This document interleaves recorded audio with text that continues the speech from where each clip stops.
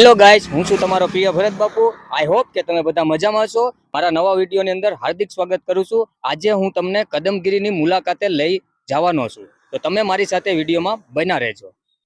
તે આવેલું છે ભાવનગર જિલ્લાના પાલીતાણા પાસે।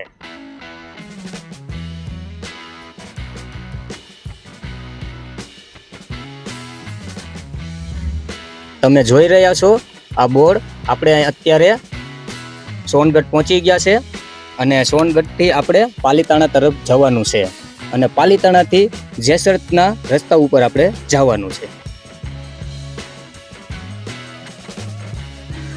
અત્યારે આપણે પહોંચી ગયા છે ઘોડીઢાળ અને અહીંયા શ્રી શંખેશ્વરપુરમ તીર્થ અહીંયા આવેલું છે। જો તમારે કોઈને દર્શન કરવા હોય તો તમે અહીંયા દર્શન કરી શકો છો। ચાલો હવે આપણે અહીંથી પાલીતાણા તરફ જઈએ।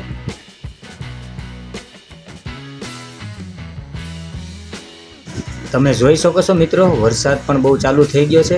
વરસાદ ક્યારે રહે એનું કાંઈ નક્કી ન કહેવાય, પણ છતાં પણ અમે તમને દર્શન કરાવવા ઉપર હું લઈ જઈશ તમને। અને નવા મારા દર્શક મિત્રો વિડીયો જોતા હોય તો સબસ્ક્રાઈબ કરવાનું ભૂલતા નહીં।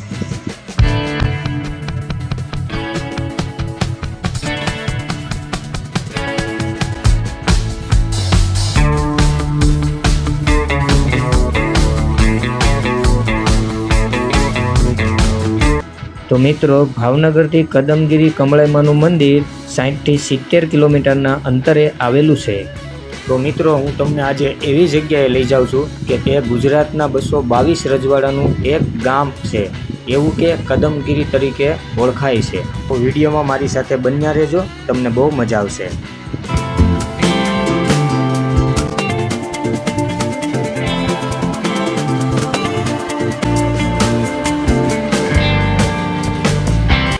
તો મિત્રો, આપણે પાલીતાણા પહોંચી ગયા છે। આ પાલીતાણાનું રેલવે સ્ટેશન છે।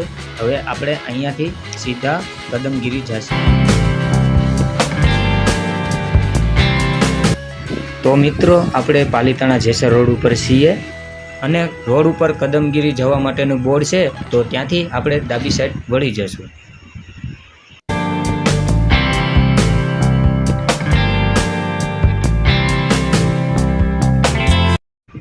તો દર્શક મિત્રો, સામે તમે જોઈ શકો છો વિશાળ મહાકાય પર્વત દેખાય છે, તે હસ્તગીરી છે।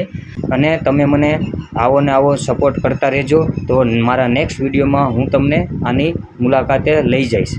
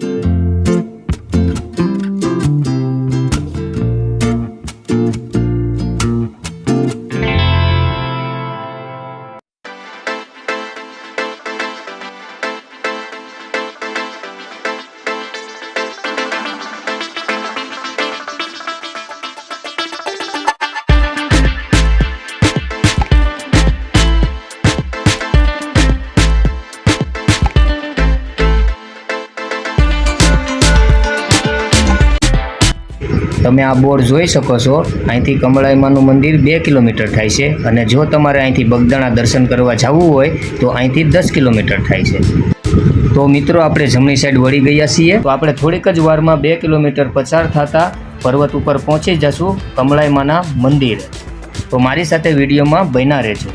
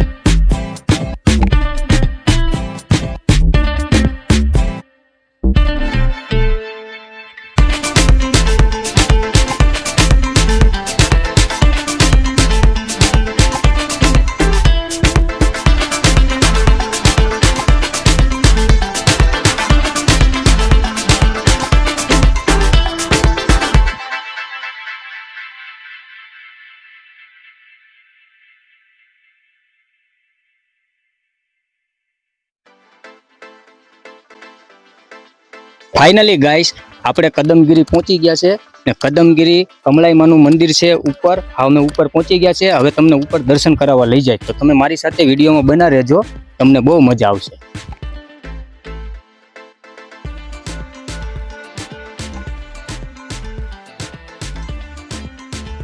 હવે તમને હું ઉપર લઈ જઈશ.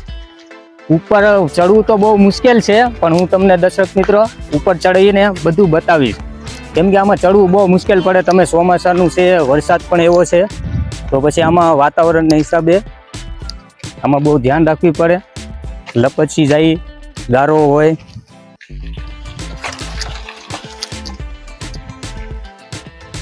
ગાઈસ અમે ઉપર પહોંચી ગયા છે, પણ ઉપર પહોંચીને તો અમે એવા થાકી ગયા, કેમ કે નીચેથી લઈને ઉપર સુધી 2000 ફૂટની ઊંચાઈ ઉપર અમે પહોંચી ગયા. એક તો મને પગમાં તકલીફ હોવા છતાંય મિત્રો હું તમને ઉપર લઈને આવ્યું. ફાઇનલી આપણે ઉપર પહોંચી ગયા છે. 222 ગામના રજવાડાનું આ એક ગામ છે, જે છે કમળાઈમાં. તો ચાલો મિત્રો, હવે હું તમને દર્શન કરાવવા લઈ જાઉં. મારી સાથે બન્યા રહેજો વિડીયોમાં. ચાલો.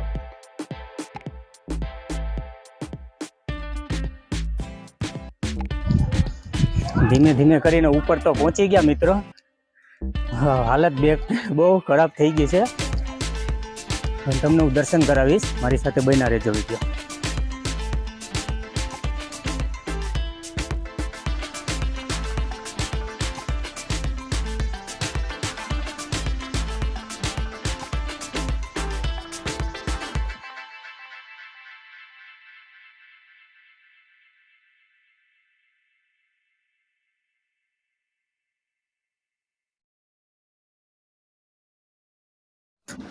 તો તમે અહીંયા આવો તો તમે અહીંયા જરૂર આ બધી ઇતિહાસ છે તમે વાંચી શકો છો. આની અંદર આખો ઇતિહાસ લખેલો છે. હું તમને બોલીને કહું એના કરતાં તમે આમાં વાંચી લેજો તો તમને બહુ મજા આવશે. આ બધું ઇતિહાસ અહીંયા છે, સામે છે.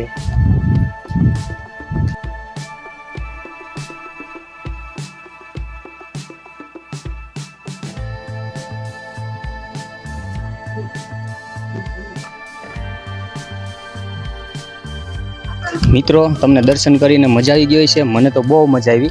તમને બધાને મજા આવી હોય તો કમેન્ટમાં જરૂર લખજો. જય કમળાઈમાં.